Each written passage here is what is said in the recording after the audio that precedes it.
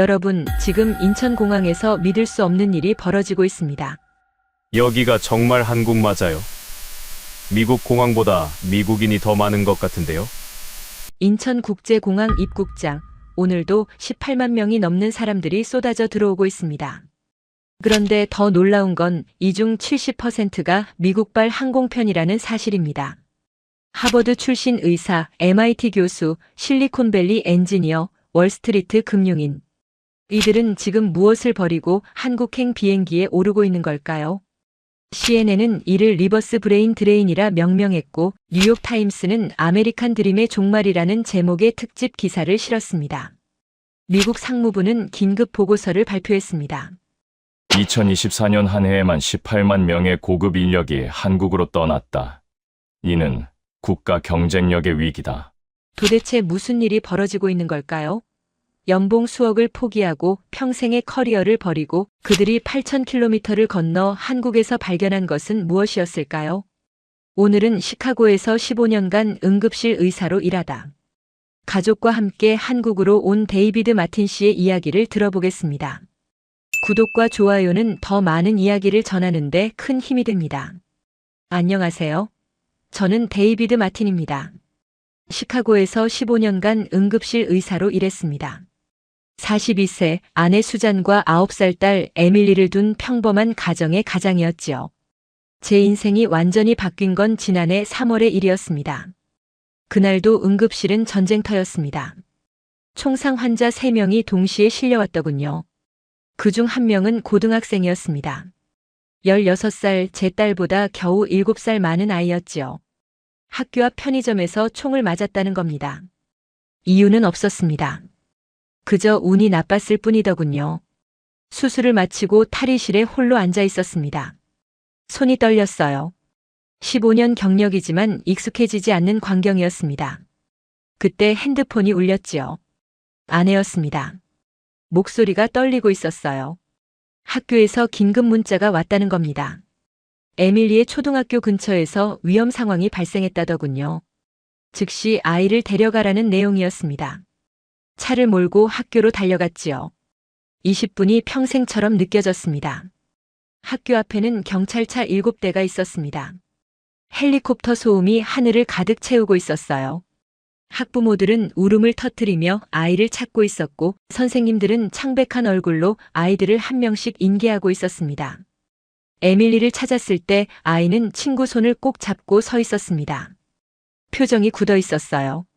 차에 태우고 집으로 향하는 동안 아이는 한마디도 하지 않았습니다. 백미러로 보이는 딸의 얼굴에서 어린아이다운 밝음이 사라져 있었지요. 그날 밤 에밀리는 악몽을 꿨습니다. 비명을 지르며 깨어났고 1시간 넘게 진정되지 않았어요. 9살 아이가 겪어야 할 일이 아니었습니다. 아내와 저는 밤새 아이를 안고 있었지요. 다음 날 병원에서 동료들과 점심을 먹었습니다. 모두가 어제 일을 이야기하고 있었어요. 자녀를 둔 의사 4명이 같은 고민을 하고 있었습니다. 그중 1명이 조용히 말했지요. 다음 달에 캐나다로 떠난다고요. 더 이상 여기서 아이를 키울 수 없다는 이유였습니다. 그의 말이 계속 머릿속을 맴돌았습니다. 오후 내내 환자를 보면서도 생각이 떠나지 않았어요. 정말 이곳에서 계속 살아야 하는 걸까 하는 의문이 들기 시작했지요. 저녁에 집으로 돌아와 아내와 마주 앉았습니다. 긴 대화가 이어졌어요. 아내는 말했습니다. 매일 아침 에밀리를 학교 버스에 태울 때마다 가슴이 철렁 내려앉는다고요. 무사히 돌아올까 걱정되어 하루 종일 핸드폰을 손에서 놓을 수 없다더군요. 저 역시 마찬가지였습니다. 수술실에 있을 때도 회의 중에도 늘 한 구석에 불안이 자리 잡고 있었지요. 15년을 쌓아온 경력도 안정된 수입도 이 불안 앞에서는 아무 의미가 없었습니다. 며칠 뒤 병원 라운지에서 우연히 본 다큐멘터리가 모든 것을 바꿔놨습니다. 한국의 의료 시스템을 다룬 프로그램이었어요. 당일 진료, 당일 검사, 합리적인 비용. 미국에서는 상상할 수 없는 내용이었지요. 하지만 더 놀라웠던 건 마지막 장면이었습니다. 밤 11시 서울 거리를 혼자 걷는 초등학생이 나왔어요. 학원이 끝나고 집으로 가는 길이라더군요. 부모님은 집에서 기다리고 있다고 했습니다. 그 장면이 머릿속에서 떠나지 않았습니다. 시카고에서 9살 아이를 밤에 혼자 내보낸다는 건 상상조차 할 수 없는 일이었으니까요. 낮에도 불안한데 밤은 말할 것도 없었지요. 그날 밤 노트북을 켰습니다. 한국에 대해 검색하기 시작했어요. 범죄율, 치안, 야간 안전도. 모든 지표에서 한국은 최상위권이었습니다. 특히 여성과 어린이의 안전지수가 압도적이었지요. 새벽까지 자료를 찾아봤습니다. 한국에서 사는 외국인들의 영상을 봤어요. 대부분 같은 이야기를 하고 있었습니다. 밤에 자유롭게 다닐 수 있다고요. 아이들이 혼자 학원을 다닌다고 했습니다. 한 미국인 어머니의 인터뷰가 특히 기억에 남았습니다. 서울에서 5년째 산다는 그 어머니는 말했어요. 처음에는 믿기지 않았지만 이제는 당연하다고요. 자녀가 밤 10시에 혼자 귀가해도 전혀 걱정되지 않는다더군요. 다음 날 아내에게 영상을 보여줬습니다. 아내도 놀란 표정이었어요. 정말 그런 곳이 있냐고 물었지요. 저도 확신할 수 없었습니다. 하지만 확인해 볼 필요는 있다고 생각했어요. 마침 병원에 한국인 레지던트가 한 명 있었습니다. 점심시간에 그를 찾아가 물었지요. 한국이 정말 그렇게 안전하냐고요. 그는 웃으며 대답했습니다. 당연하다고요. 자기 여동생은 중학생 때부터 혼자 지하철 타고 학원 다녔다더군요. 그의 말을 듣고 결심했습니다. 직접 가서 확인해 보기로요. 봄방학이 한 달 앞으로 다가온 시점이었습니다. 가족 여행 겸 한국을 둘러보기로 했지요. 항공권을 예약했습니다. 시카고에서 인천까지 직항편이었어요. 출발일은 3월 15일로 잡았습니다. 2주간의 일정이었지요. 그 사이 시카고에서 또 한 번 큰 사건이 발생했습니다. 다운타운 쇼핑몰에서 벌어진 일이었어요. 뉴스를 보면서 다시 한번 확신했습니다. 떠나야 한다고요. 출발 전날 밤 짐을 싸며 생각했습니다. 이번 여행이 단순한 관광이 아닐 수도 있다고요. 어쩌면 우리 가족의 인생이 바뀔 수도 있겠다는 예감이 들었습니다. 인천공항에 도착한 건 현지 시각으로 저녁 6시였습니다. 입국장을 빠져나오는 순간 놀라운 광경이 펼쳐졌어요. 사람들이 너무 많았습니다. 하지만 혼잡하다기보다는 활기차다는 표현이 맞았지요. 더 놀라운 건 그 많은 사람 중 절반 이상이 서양인이라는 사실이었습니다. 공항 직원에게 물어보니 요즘 매일 이렇다더군요. 하루 입국자가 18만 명을 넘긴 지 석 달째라고 했습니다. 그중 미국에서 오는 사람들이 가장 많다는 설명이었어요. 택시를 타고 서울로 향했습니다. 차창 밖으로 보이는 풍경이 신선했어요. 깔끔하게 정돈된 도로, 질서정연한 차선, 어디에도 쓰레기가 보이지 않았습니다. 시카고 거리와는 완전히 다른 모습이었지요. 숙소는 강남 지역에 잡았습니다. 체크인을 마치고 짐을 풀었어요. 시간은 밤 8시가 넘었습니다. 에밀리가 배고프다고 했지요. 근처 식당을 찾아 나섰습니다. 밤 거리가 밝았습니다. 사람들이 자유롭게 걸어다니고 있었어요.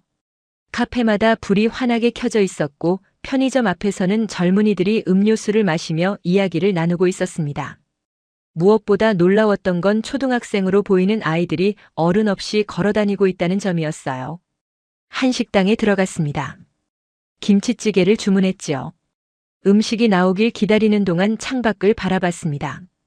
횡단보도를 건너는 중학생 2명이 보였어요. 교복을 입고 있었고 큰 가방을 메고 있었습니다. 학원이 끝난 모양이었지요. 시간은 이미 밤 9시를 넘기고 있었습니다. 부모나 보호자는 보이지 않았어요. 둘이서 웃으며 이야기하고 있었습니다.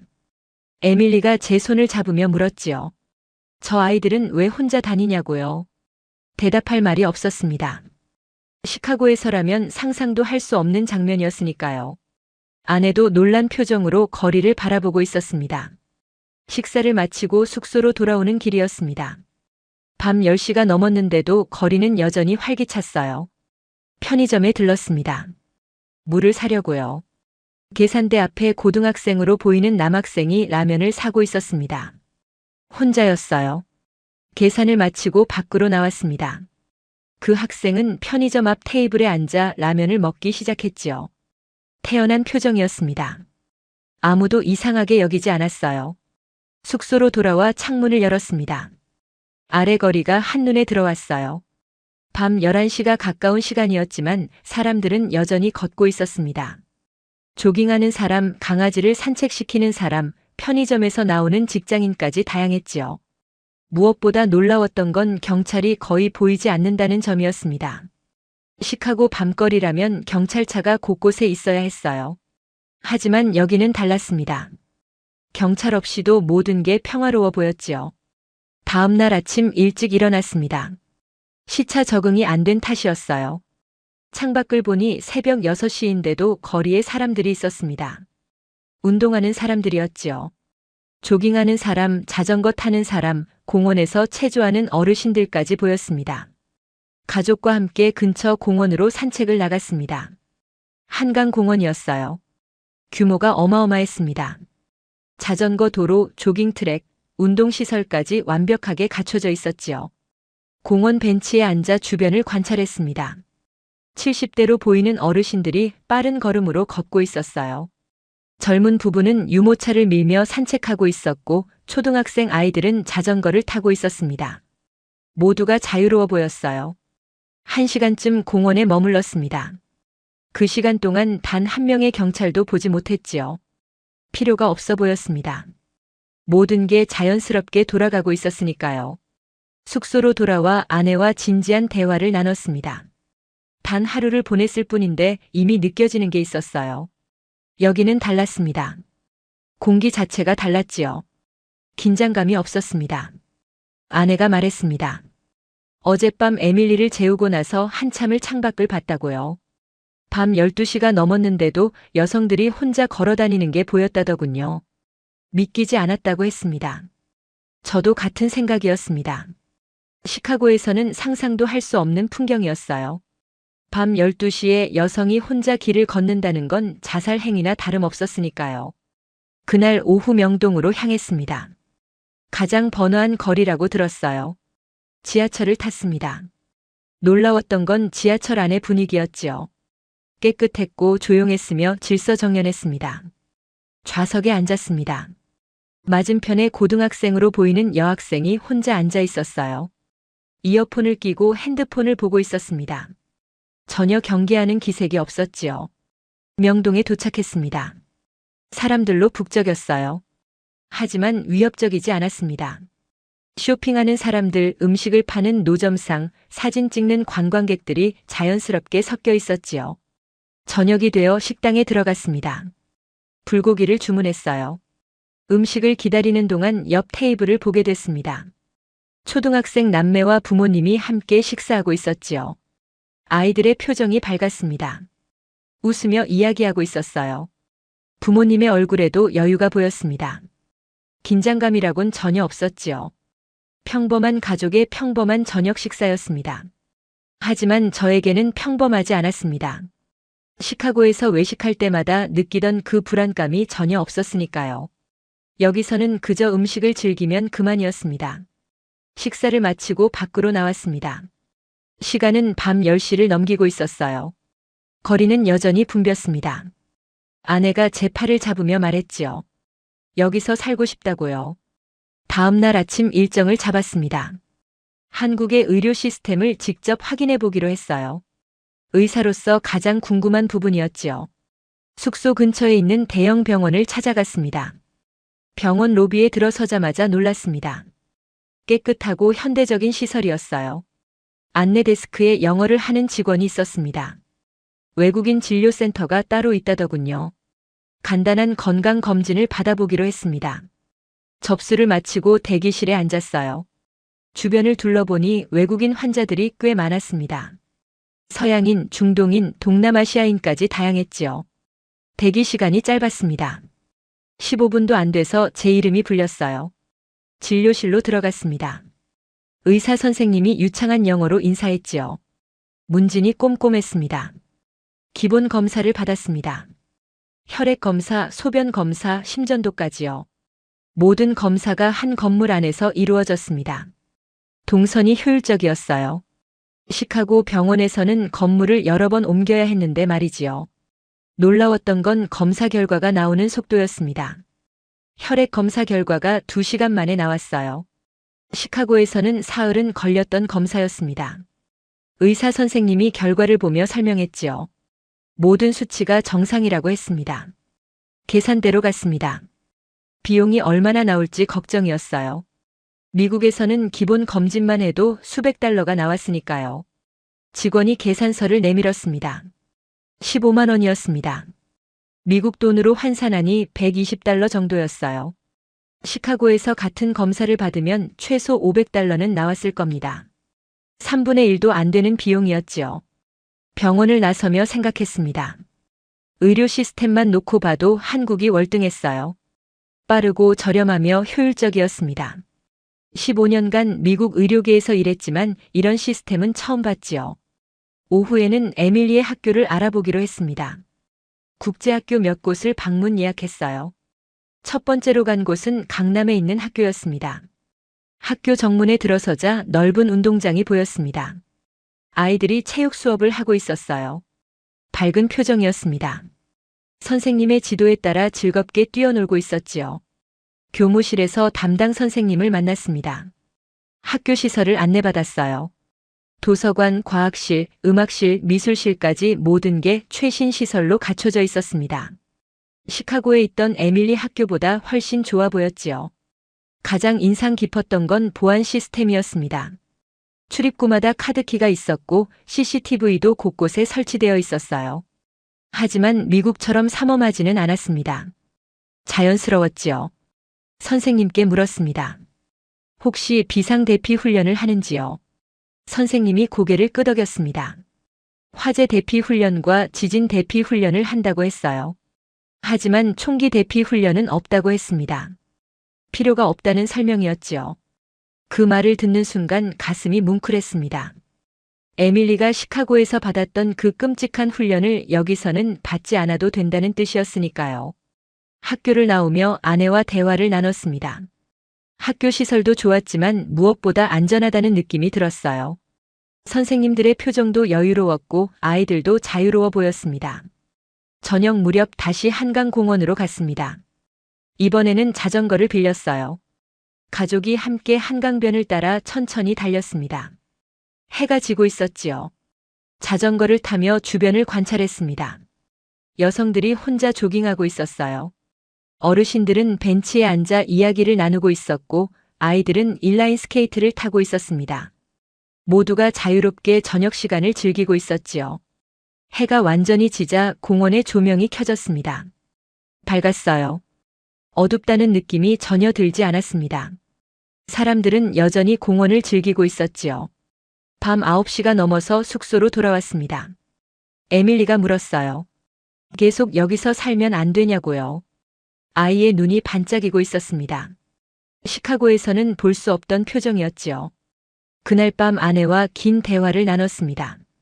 이틀을 보냈을 뿐인데 이미 마음이 기울고 있었어요. 한국이 좋았습니다. 안전했고 효율적이었으며 무엇보다 평화로웠지요. 아내가 말했습니다. 이틀 동안 단 한 번도 불안을 느끼지 않았다고요.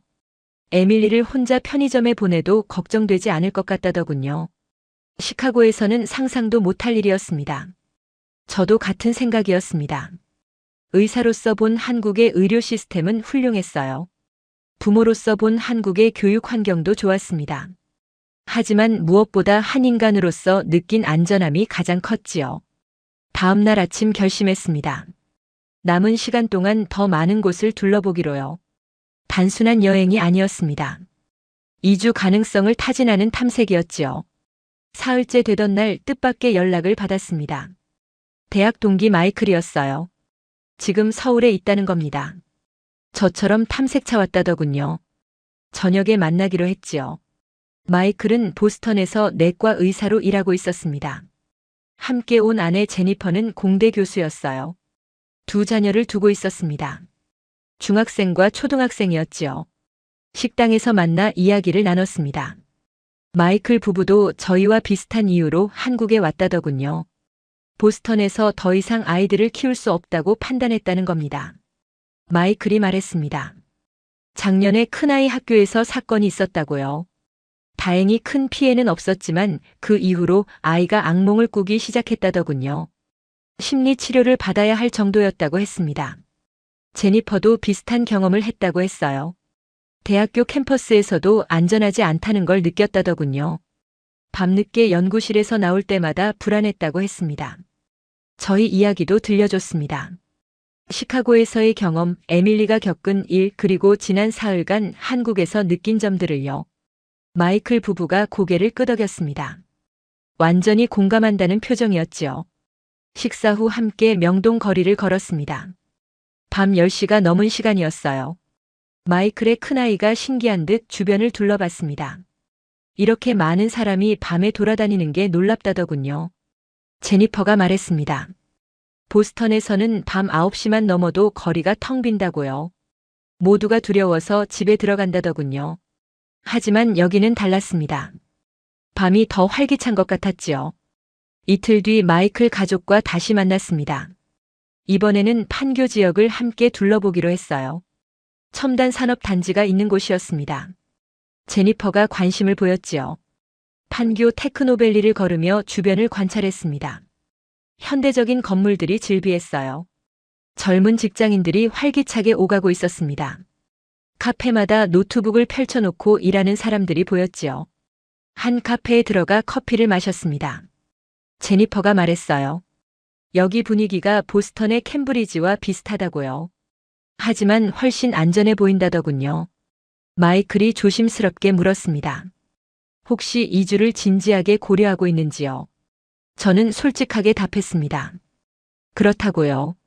아내와 계속 이야기하고 있다고 했지요. 마이클도 같은 생각이라고 했습니다. 제니퍼 역시 긍정적이라더군요. 남은 기간 동안 더 알아보기로 했다고 했습니다. 일자리, 집, 학교 같은 현실적인 문제들을요.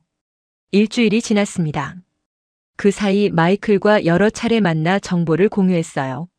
마이클은 서울에 있는 대형 병원을 방문했다더군요. 외국인 의사도 받아준다는 걸 확인했다고 했습니다. 제니퍼는 서울에 있는 대학들을 알아봤다고 했어요. 몇몇 대학에서 외국인 교수를 적극적으로 채용하고 있다더군요. 조건도 괜찮았다고 했습니다. 저도 알아본 게 있었습니다. 한국에는 외국인 의사를 위한 라이선스 프로그램이 있었어요. 일정 기간 교육을 받으면 한국에서도 진료할 수 있다는 겁니다. 어느 날 저녁 마이클 가족을 저희 숙소로 초대했습니다. 아이들끼리도 친해졌더군요. 에밀리와 마이클의 큰아이가 함께 놀고 있었습니다. 두 아이 모두 밝은 표정이었지요. 거실에 앉아 진지한 대화를 나눴습니다. 마이클이 먼저 말문을 열었어요. 결정했다고요. 한국으로 이주하기로 했다더군요. 제니퍼도 동의했다고 했습니다. 보스턴 대학교에 사직서를 낼 거라고요. 한국에서 새로운 기회를 찾아보겠다더군요. 저희도 같은 결정을 내렸다고 말했습니다. 시카고로 돌아가면 본격적으로 준비하기로 했어요.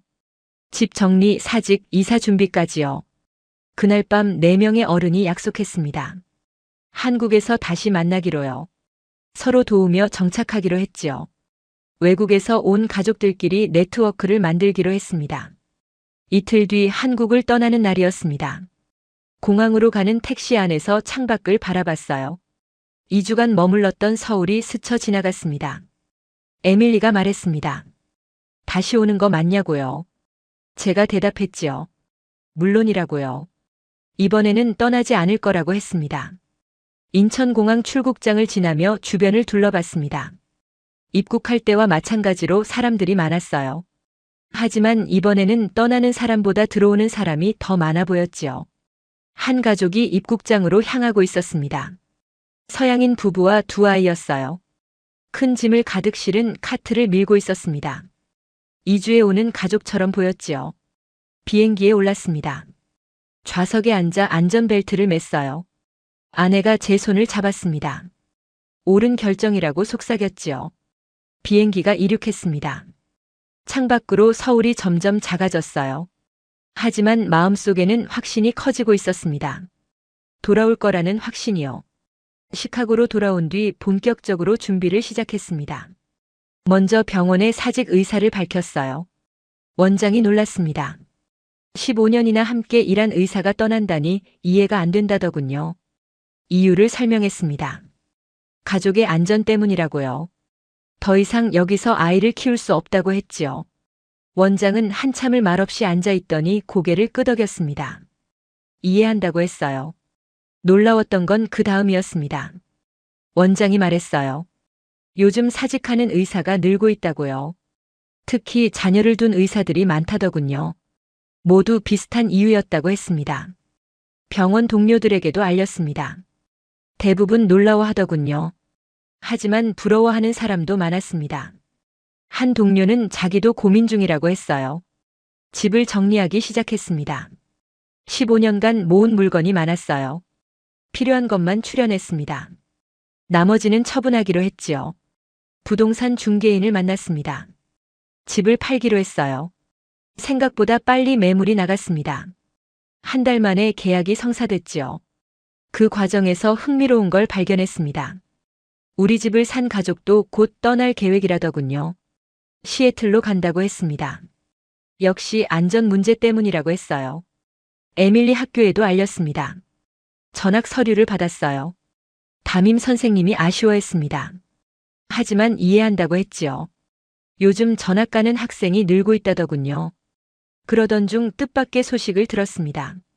병원 동료 한 명이 저를 찾아왔어요. 진지한 표정이었습니다. 한국에 대해 더 자세히 알고 싶다더군요. 그 동료는 마취과 의사였습니다. 40대 초반에 두 아이를 키우고 있었어요.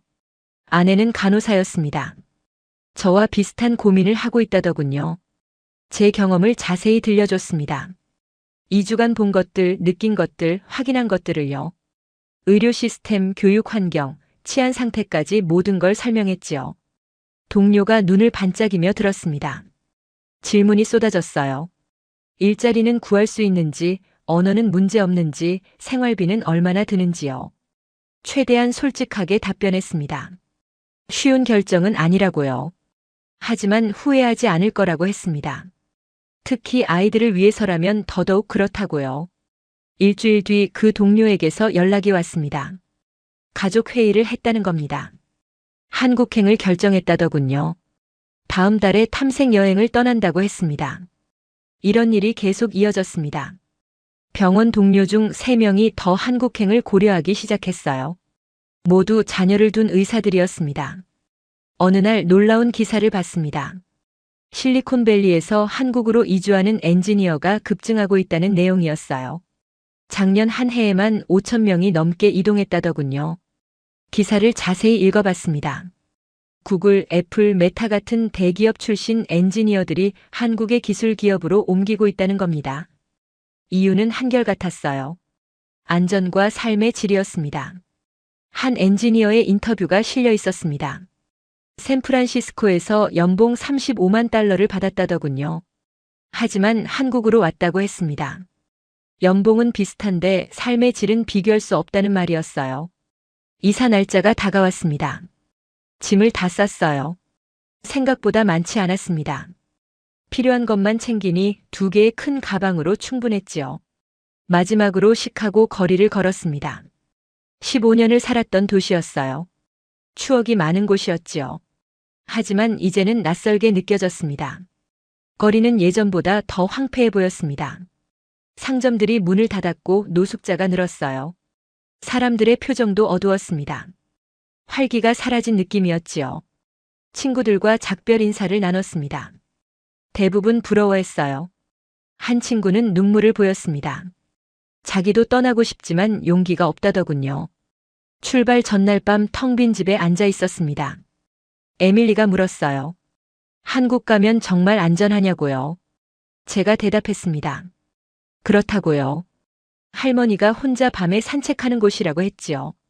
다음 날 아침 공항으로 향했습니다. 마지막으로 시카고를 바라봤어요. 15년의 시간이 주마등처럼 지나갔습니다. 하지만 미련은 없었습니다. 인천행 비행기에 올랐습니다. 이번에는 편도 티켓이었어요. 돌아올 계획이 없었습니다. 14시간의 비행이 시작됐지요. 인천공항에 도착했을 때는 저녁 시간이었습니다. 이번에는 관광객이 아니었어요. 이주민이었지요. 입국 심사를 받으며 가슴이 뛰었습니다. 짐을 찾아 나왔습니다. 회사에서 나온 직원이 기다리고 있었어요. 서울의 한 대형 병원에서 일하기로 계약한 상태였습니다. 3개월간 교육을 받은 후 정식으로 진료를 시작하기로 했지요. 숙소는 강남에 마련되어 있었습니다. 아파트였어요. 30층 높이의 한강이 보이는 곳이었습니다.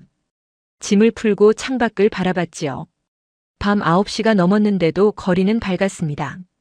사람들이 자유롭게 걸어다니고 있었어요. 에밀리가 창문에 얼굴을 붙이고 신기한 듯 바라봤습니다. 다음 날부터 본격적인 정착이 시작됐습니다.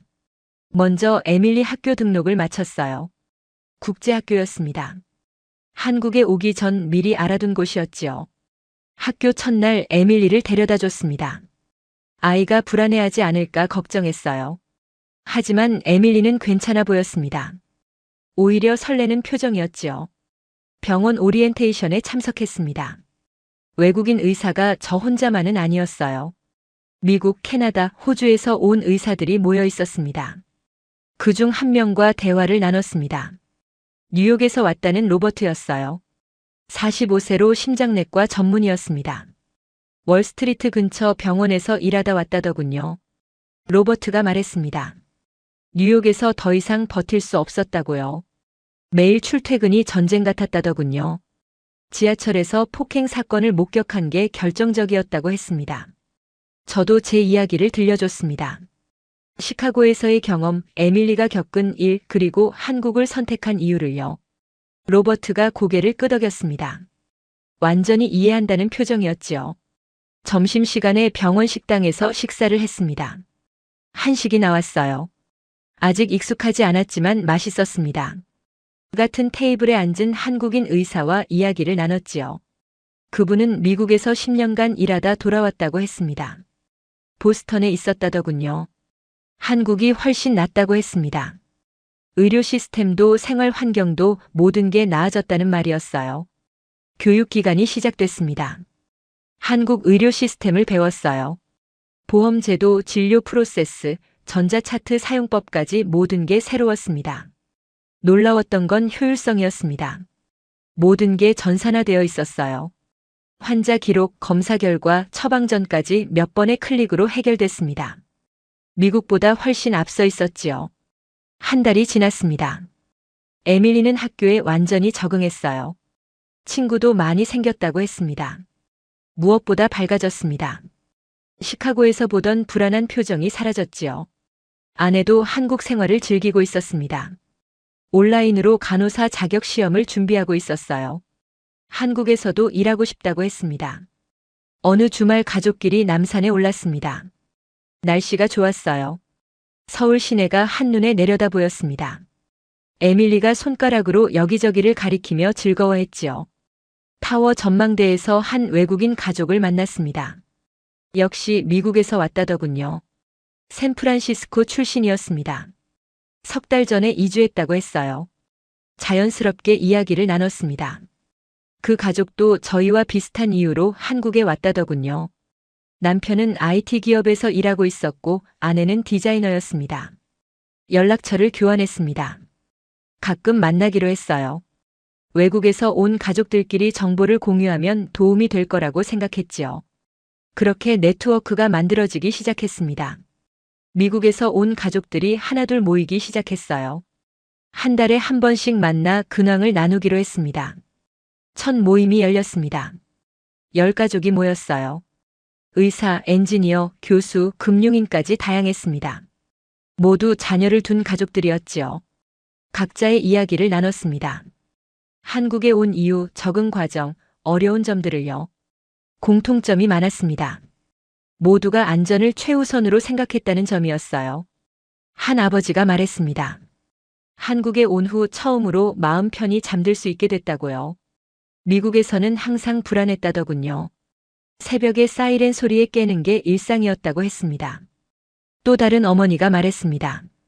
아이를 혼자 학원에 보낼 수 있다는 게 얼마나 큰 축복인지 모른다고요. 미국에서는 상상도 못할 일이었다더군요.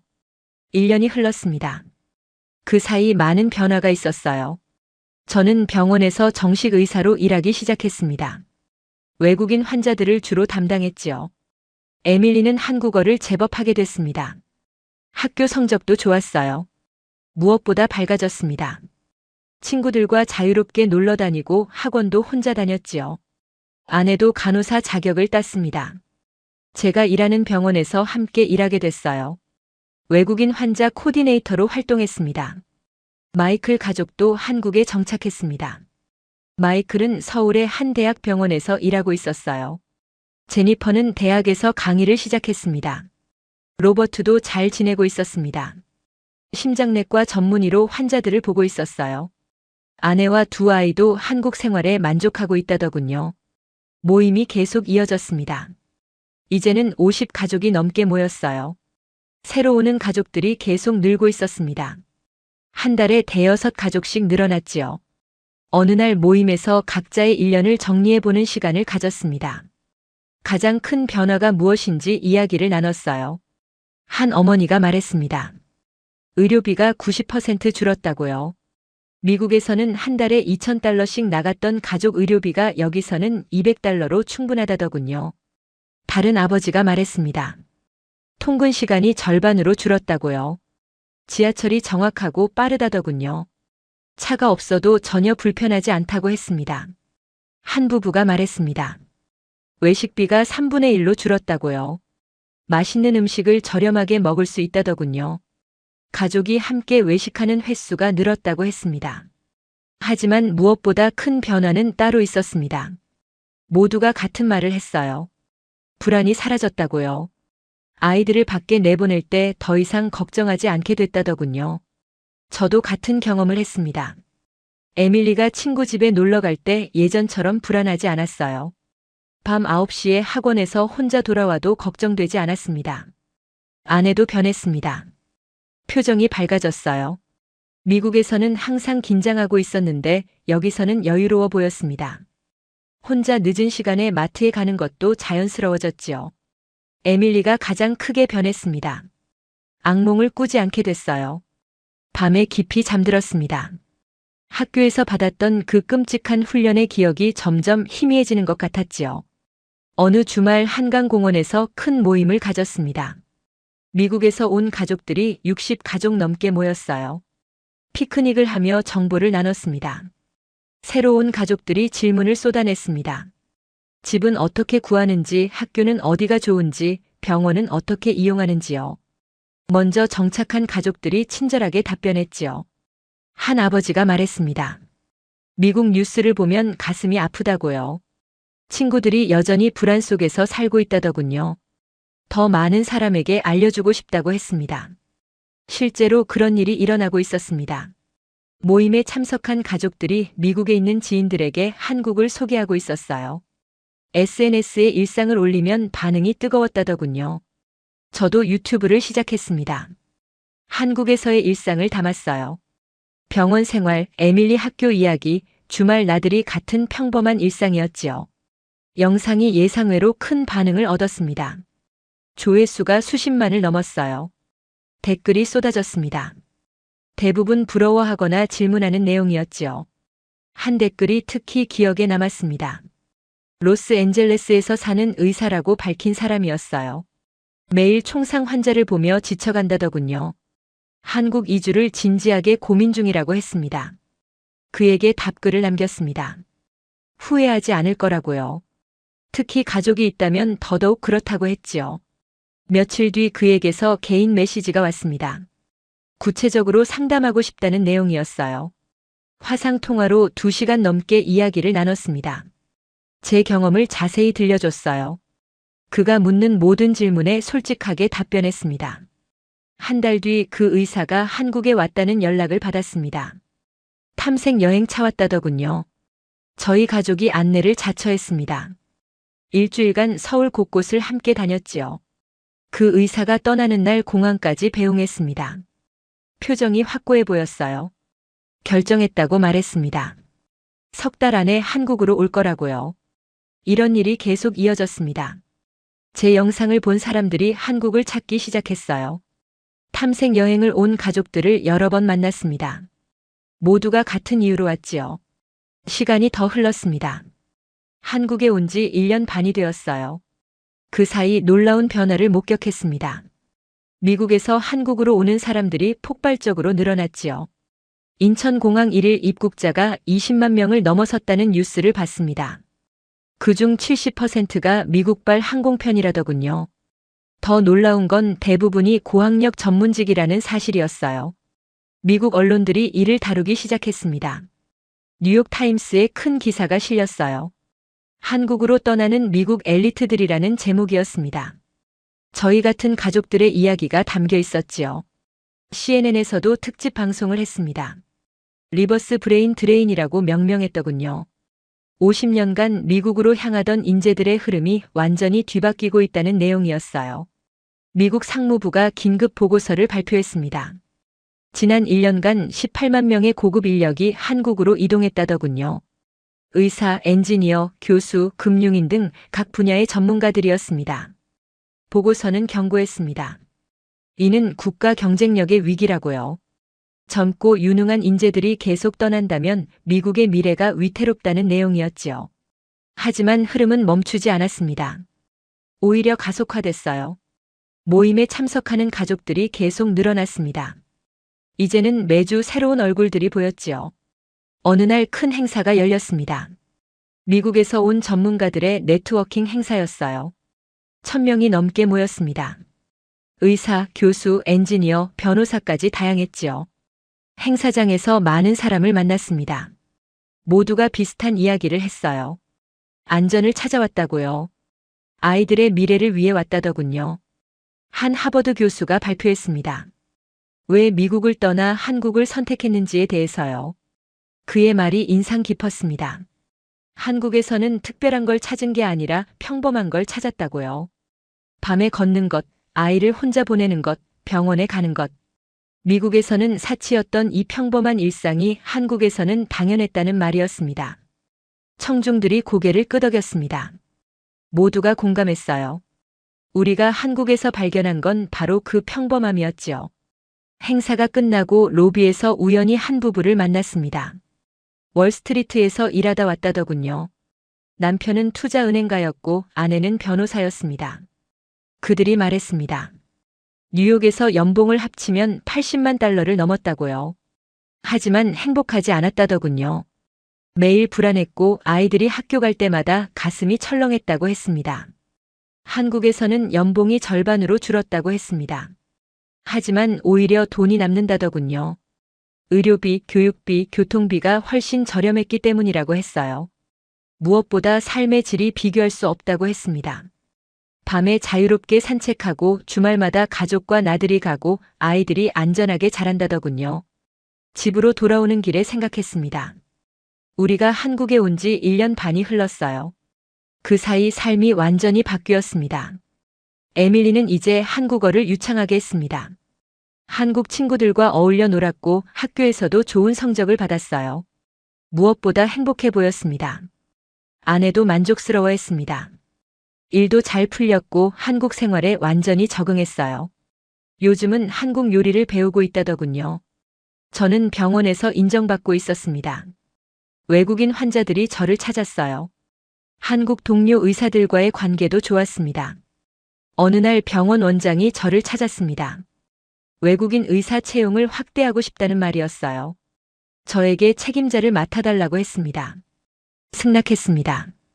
더 많은 외국인 의사들이 한국에서 일할 수 있도록 돕고 싶었어요. 제가 받은 도움을 다른 사람들에게도 전하고 싶었지요. 마이클과 로버트에게도 연락했습니다. 함께 프로그램을 만들자고 제안했어요. 미국에서 오는 의사들을 체계적으로 지원하는 시스템을요. 셋이서 여러 번 회의를 했습니다. 구체적인 계획을 세웠어요. 라이선스 취득 지원, 병원 연결, 주거 지원까지 모든 걸 포함했지요. 프로그램이 시작됐습니다. 반응이 뜨거웠어요.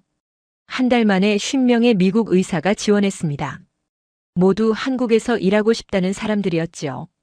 어느 저녁 가족과 함께 한강 공원을 걸었습니다. 해가 지고 있었어요. 강변을 따라 조명이 하나둘 켜지기 시작했습니다. 에밀리가 제 손을 잡으며 말했습니다. 한국에 와서 정말 좋다고요. 친구들도 좋고 학교도 좋고 모든 게 좋다더군요. 아내가 제 다른 손을 잡았습니다. 당신 덕분이라고 속삭였어요.